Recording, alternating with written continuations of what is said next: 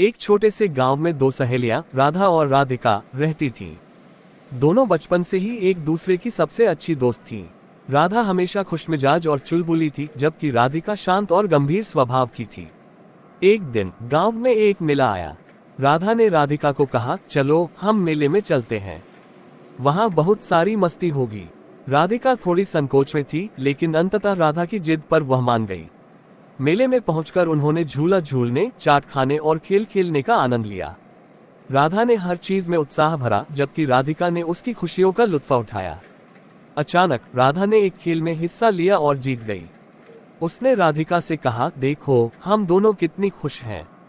लेकिन मेले में भीड़ बढ़ने लगी और राधा थोड़ी देर के लिए राधिका से बिछड़ गई। राधिका को चिंता होने लगी। उसने राधा को ढूंढने की कोशिश की, लेकिन वह उसे कहीं नहीं मिली। राधा ने जब देखा कि राधिका उसके बिना चिंतित है, तो उसने तुरंत उसके पास पहुंचने का फैसला किया। उन्होंने एक दूसरे को गले लगाया और राधा ने कहा, मैं तुमसे कभी नहीं बिछड़ना चाहती।